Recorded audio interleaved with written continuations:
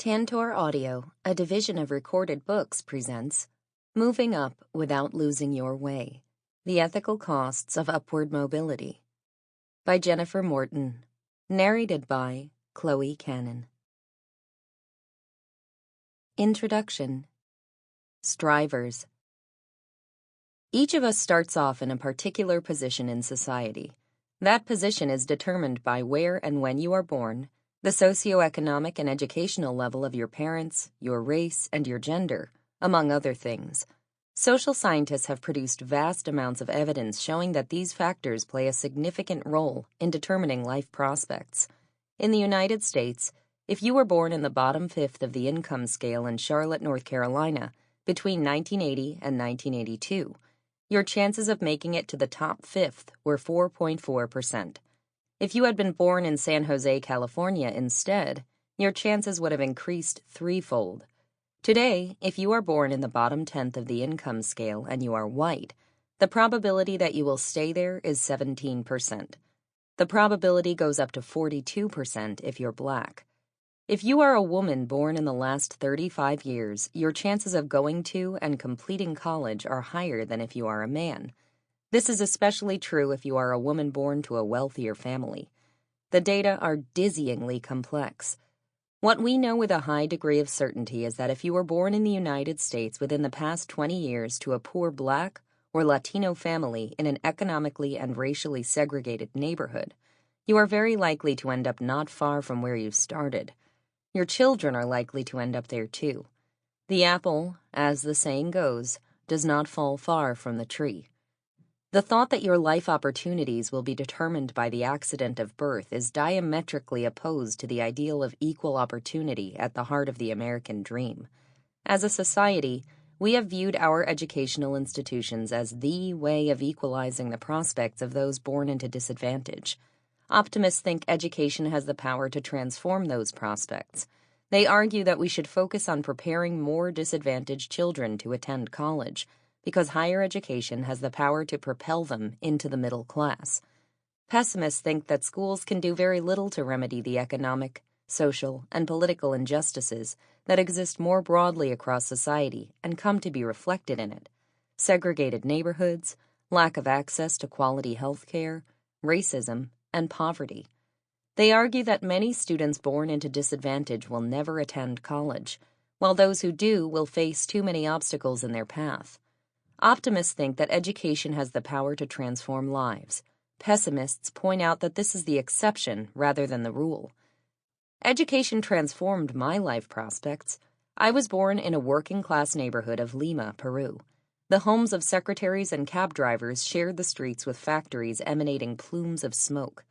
My grandmother had come to this neighborhood from Arequipa, a smaller city in the mountains of Peru. She got pregnant young, married, quickly divorced, and raised 2 children while working full-time as a secretary at a movie theater. To my grandmother's disappointment, my mother got pregnant while she was still a teenager. While my mother found her footing, my grandmother, with the help of our extended family, raised me. Despite these challenges, our relative standing in Peruvian society was somewhere between working class and middle class. As my grandmother repeatedly points out, we never had to go hungry. Many Peruvians weren't so lucky. Nevertheless, the statistics would suggest that I was fated to repeat the story. I would barely finish high school, probably have a child young, and then work hard for the next 50 years just to make ends meet. Luck intervened. My mother and aunt immigrated to Europe. There, my aunt met and married a generous and wealthy man, and they helped pay for much of my education from that point on. Thanks to them, I was able to attend one of the most exclusive international schools in Peru from kindergarten through the 12th grade. But Lima in the 1980s was economically depressed. Terrorism meant that our daily lives felt dangerous. My school was surrounded by armed guards, and cars were inspected for bombs as they entered. For as long as I can remember, my grandmother told me that to have a better and safer life I had to go abroad, though she didn't know exactly how this was going to happen. Fortunately, the college counselor at my school did. In my junior year, she called me into her office and explained to me that with my grades, I could get a good scholarship to attend university in the United States. So I joined the ranks of immigrants looking for a better life here. I became the first person in my family to graduate from college with a bachelor's degree from Princeton, and then a doctorate from Stanford. I am now a philosophy professor making a comfortable living in one of the richest countries in the developed world. I made it unusually far from the tree into which I was born. I am well aware that my case is an anomaly. The social and economic structures within which we live often pose overwhelming challenges for students born into poverty. In order for more students from disadvantaged backgrounds to have a chance at succeeding in school and beyond, we must mitigate those challenges. But there are also lessons we can learn about the path of upward mobility from the anomalous cases of those who do manage to succeed. What I have learned, from my own life as well as from others who have gone through this experience, is that transcending the circumstances of one's birth comes with a heavy cost felt across many aspects of our lives that we value: relationships with family and friends, our connection to our communities, and our sense of identity. I call these the ethical costs of upward mobility. Understanding what these costs are, why they matter, and how to contend with them is the subject of this book. Strivers. For most young people, the end of high school marks the beginning of a new phase in their lives. If you are one of the fortunate ones, college, with its promise of transformation and self-discovery, is just on the horizon. You might have heard funny and exciting stories from your parents, your friends' parents, or your neighbors about their own college experiences. You are probably looking forward to choosing your classes, joining social clubs, maybe becoming a member of a sorority or fraternity, and finding a major that suits your interests. Of course, you realize that you will have to work hard and be more independent than you have ever been. Do your own laundry, feed yourself, and choose your classes. You might even be attending college thousands of miles away from home. You might be expected to work part-time to help pay for your living expenses, maybe by taking on a work-study job at the library. But all you have to worry about, your parents tell you, is taking advantage of this unique experience. If you are a low-income or first-generation student, the end of high school also marks the beginning of a new phase in your life. College holds the promise of self-transformation, but also the possibility of transforming your life circumstances. You are, as I will call you, a striver.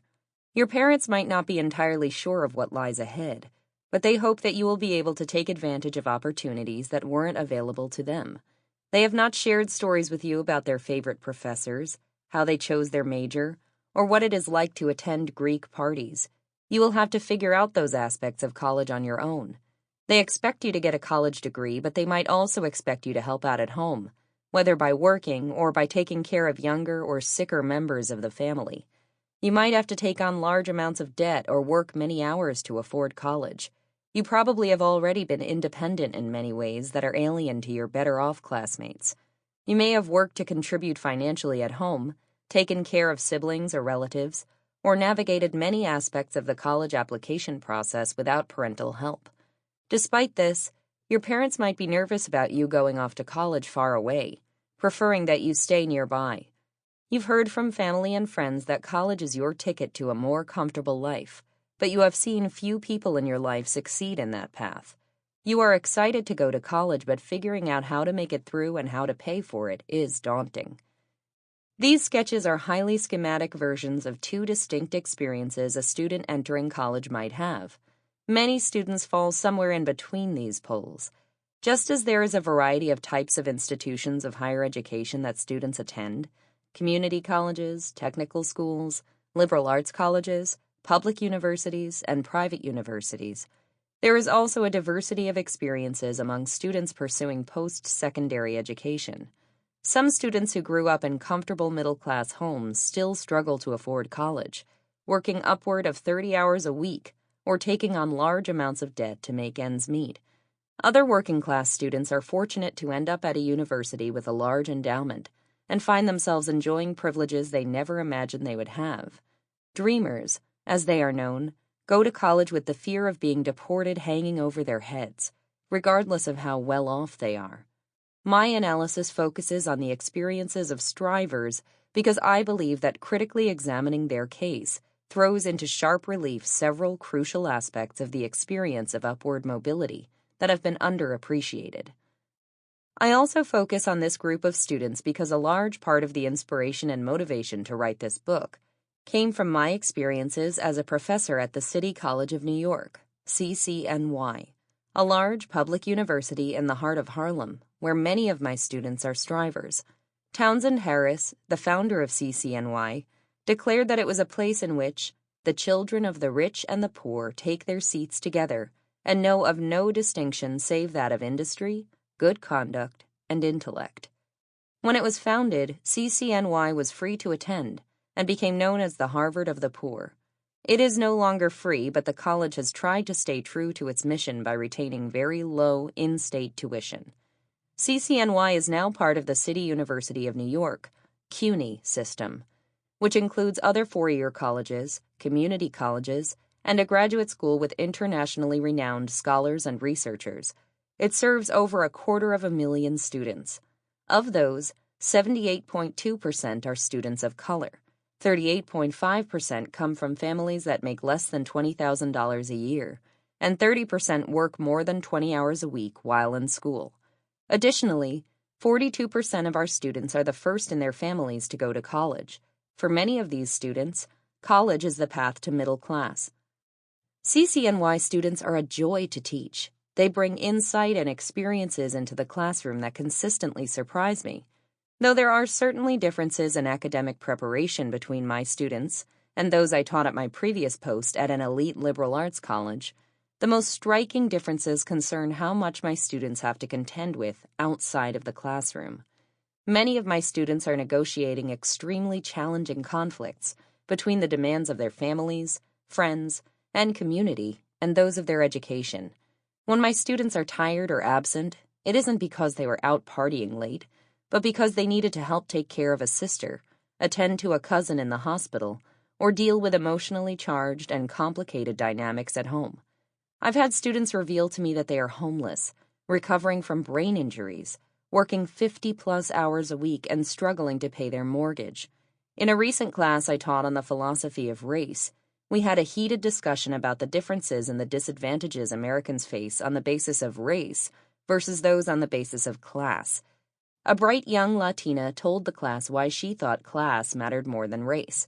Her mother had become disabled and was no longer able to work, so my student was now the principal breadwinner for her family, while attending college full-time. "It's too much," she told us, with tears in her eyes. Our ensuing discussion was incalculably enriched by her contribution, but it also revealed how challenging the path through college is for many of our students. Strivers are born into families that face many of the challenges that working-class and poor families grapple with in this country. They are more likely to be unemployed or underemployed, to lack access to good health care, affordable child care, and other benefits that professionals enjoy, and to live in neighborhoods with under-resourced schools that serve other working-class and poor students. In the United States, disadvantage tends to be concentrated and segregated. In order to seek a better life for themselves, strivers must often enter different communities, those in which opportunities for advancement are available. As a result, a central aspect of the striver's experience is that of negotiating the distance between the community into which he or she was born and the one into which he or she seeks entry. The ethical costs of striving.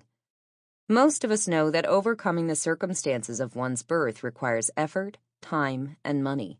Working-class families make incredible sacrifices so that their children can access the opportunities that come from going to college and getting a degree. Much of the conversation about higher education focuses on college affordability, for good reason. The financial costs of college for strivers and even for many middle-class families these days are staggering. Yet strivers face other costs along the path of upward mobility that are equally important, though rarely discussed. These costs are ethical. That is, they concern those aspects of a life that give it value and meaning, relationships with family and friends, connection to one's community, and one's sense of identity. These ethical costs are the often unacknowledged yet painful sacrifices that strivers must make as they journey along their path. Why are these costs ethical? Quite simply because they involve aspects of what, for most of us, count as essential elements of a good life: family, friendship, and community. The aspects of a striver's life that we will consider are vital to our flourishing as people. And this is why philosophers going back to Plato and Aristotle have been interested in these essential elements of our lives. Recognizing these costs as ethical allows us to understand why they are not easily accounted for in the way that financial or other costs are. Take, for example, student debt. It is certainly a stressful and common experience for students, strivers, and, increasingly, those who are middle class, to accumulate debt while in college. But we also know that students who do graduate college are more likely to be employed and to make more money than if they hadn't earned a degree. This debt is a long-term investment in their future. The short-term cost is offset by future gains. But, as we will hear in Chapter 1, the ethical costs strivers bear cannot be thought of in this way because they involve ethical goods that are not easily replaced. The weakening or loss of relationships with family and friends and ties to one's community are not easily compensated for by making new relationships or entering new communities.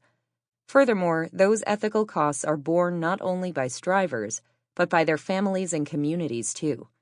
Initially, I thought that many of my students at CCNY would do so much better academically if they went to a residential college, away from home. Evidence supports this conjecture. But I came to realize that this would come at a very serious cost. These students are sources of support, love, and inspiration to family, friends, and neighbors. And those relationships are sources of meaning and value in the lives of those whom they love. In turn, these experiences enrich my students' perspectives. The path upward for them is much more complicated than simply walking away. Changing the narrative. After completing my doctorate, I got a position as a visiting assistant professor at Swarthmore, an elite liberal arts college. My students there were fantastically well-read, intelligent, and academically well-prepared. I expected that. What I hadn't expected was how professional many of them already were. A few weeks into my first semester, a very polite and smart young woman came into my office to tell me that the class dynamics weren't working for her. She was right. I had made the novice mistake of letting a few vocal students dominate the discussion. We talked about how I might go about changing those dynamics. What surprised me wasn't that this student had noticed that the class wasn't working. It was painfully obvious. But that she was able to come into my office and very calmly and clearly tell me what wasn't working.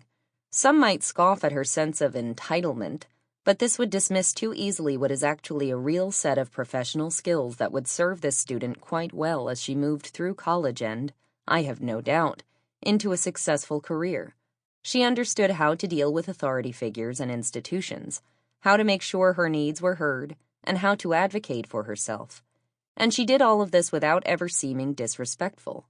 College was a place that she could navigate easily. Then I moved to New York to teach at City College. My students here are like those at Swarthmore in many respects, though they have a lot more to contend with outside of school. One key difference concerns the challenges they encounter in navigating their path to a degree. I have to try very hard to get my students to come talk to me during office hours, but those who need that interaction the most, those who are having trouble in class, will often simply disappear halfway through the semester. They get easily frustrated with themselves and view the challenges they confront as a negative reflection of their abilities, rather than as an expression of the difficulty of the topic, a failure on my part to explain it clearly, or a consequence of the difficult situations they contend with at home. It wouldn't occur to most of them to walk into my office and tell me that the class isn't working for them. As we will learn in Chapter 2, these differences I have noticed in how students interact with me and with the institution, how they deal with setbacks, how frequently they ask for help, how confident they are in their own opinions, and how comfortable they feel in the classroom environment are confirmed by what social scientists have found. This is not to say that my average CCNY student is deficient, culturally or socially. Rather, the point is that the culture and social world of college can be more difficult for them to navigate than it is for the privileged students at elite universities who have grown up preparing for this environment. My efforts to better understand the challenges that my CCNY students face led me to the research that is the point of departure for this book. I was privileged as a college student in many ways that they are not, but nonetheless I identify with many of the ways in which they struggle. The first day I stepped off the airport shuttle at Princeton was also the first time I ever set foot on a college campus. My grandmother had cried at the airport while I tried to reassure her that everything would be fine, but neither of us had any idea what I was in for. On the shuttle, my anxiety started simmering as I overheard another first-year student chat away on her cell phone in at least 3 different languages, with a confidence I could only aspire to have. Phillips Andover was mentioned several times. I didn't know then that it is one of the most exclusive boarding schools in the United States, if not the world. Feeling inadequate barely an hour into this new world, I lugged my embarrassingly large and heavy suitcase to the 3rd floor of Blair Hall, shut the door, and wept on the bare mattress. It hit me for the first time that I was in a foreign country, and that I would have to figure it out all by myself. But I had another advantage that I have noticed many strivers lack. I had a narrative that allowed me to conceptualize my experience in a helpful way. Even though my family could not offer me guidance about the transition to college, they had prepared me for being an immigrant, and that framing, it turned out, was incredibly useful. Everybody in my immediate family had immigrated for economic opportunities. My great-grandfather from a canyon in the depths of the Andes to the closest regional city, my grandmother from that city to Lima, the capital, and my mother and my aunt from Peru to Europe. I was taught that to access opportunities for upward mobility, I would have to eventually move far from home, and that it would be hard and lonely work. This way of understanding my experience prepared me to confront some of the toughest challenges I faced. Crucially, unlike the narrative of upward mobility students are often offered, the narrative I was offered was much more honest about the ethical costs I would face. The traditional narrative of upward mobility in this country acknowledges the academic and financial hurdles that strivers have to overcome to succeed, but it does not do a good job of preparing students for the emotional, psychological, and ethical challenges they will confront. We rarely tell students that their success may come at the expense of some of the things that they hold most dear: their relationships with family and friends, their connection to their communities, and their sense of who they are and what matters to them. Many of us who play a role in the education of strivers operate with a very narrow and reductive view of the challenges they face. I believe that we need to reconceive this narrative to be more honest with students about the challenges they will confront in these other important areas of their life. In this book, I outline the elements of a new narrative of upward mobility, one that is honest about the ethical costs involved. Each of the first 4 chapters addresses one particular element of this narrative. The first involves recognizing the ethical costs of upward mobility as distinct. Chapter 1 describes these costs and presents an argument for why they are different from other costs that strivers face on their path. The second element of the ethical narrative involves situating those ethical costs in their appropriate context. Chapter 2 argues that these ethical costs are unfairly leveled on students born into disadvantage for 3 contingent reasons: socioeconomic segregation, an inadequate safety net, and cultural mismatch. This chapter discusses that many of the ethical costs strivers face are not a necessary feature of striving itself, but are instead dependent on how opportunities are unequally distributed in the United States. The third element of the ethical narrative involves navigating one's evolving identity. Chapter 3 focuses on the idea of code switching, changing how one behaves as one moves between the community one is attempting to join and the one in which one's family and friends reside, in order to avoid incurring ethical costs and retain a sense of one's identity. I argue that this is an ethically fraught exercise that must be done with care. Strivers need to be reflective about what they value in order to avoid compromising in ways that they will come to regret. The fourth element of the ethical narrative, explored in Chapter 4, is the need for strivers to think about their potential complicity within the social structures that make it hard for others who are disadvantaged to succeed. I argue that strivers are in a unique position to improve those structures because of the skills and knowledge they acquire on the path upward. Chapter 5 weaves these elements together to present an ethical narrative of upward mobility that is more honest about the true nature of the costs of moving up and the responsibility we all bear for those costs. Methodology. This book is a work of ethics insofar as it contends with topics that concern the valuable and meaningful aspects of a human life. But in writing it, I also hope to illuminate important aspects of the experience of upward mobility in a way that will speak to those who are striving, first-generation and low-income college students, and those of us who are concerned with enabling these strivers to succeed, professors, administrators, and policymakers. My hope is that this book will move us to embrace a new narrative of upward mobility through education, one that is honest about the true costs as well as the benefits of this enterprise. A central idea driving this book is that narratives are powerful tools in shaping our understanding of ourselves and our future. It is important, then, that the ideas in this book are not only backed up by arguments or evidence from the social sciences, though I provide both, but also illustrated by the stories of real-life strivers. I interviewed 28 strivers, some in person, others through Skype or email, and still others by phone. I approached these conversations as a philosopher interested in the perspectives of those who had experienced the profound transformative effect of education on their life prospects. I wanted to know how they looked back on the sacrifices they had made in order to succeed. But these interviews were not intended to serve as a rigorous, systematic, empirical study of the experiences of first-generation students.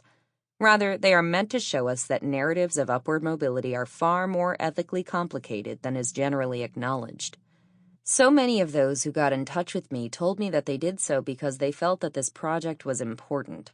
Many of them wished that they had had a book that would have helped them make sense of their experiences. I have given all the participants pseudonyms.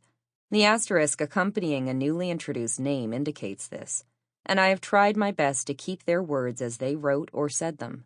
I learned so much from their stories, and their words have made this book incalculably richer. To them, I am eternally grateful. I refer to my own experience throughout because this was my entry point into the topic of this book.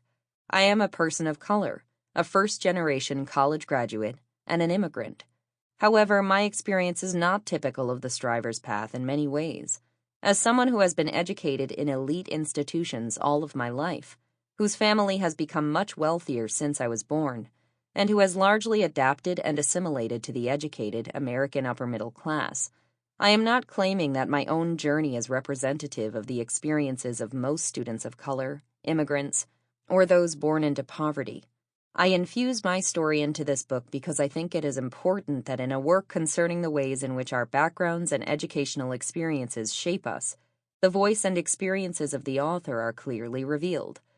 But I do so also because this book originated from an empathetic impulse. As I tried to understand my students, I saw some of the challenges I confronted magnified in their experiences. I wanted that connection to remain a part of the text. Finally, I include stories drawn from my experience teaching strivers. I do so for two reasons. The first is that I want to show how the ethical costs discussed in this book play out in the interactions students and professors have in the classroom. I hope that these vignettes will help other educators listening to this book to draw connections to their own classrooms.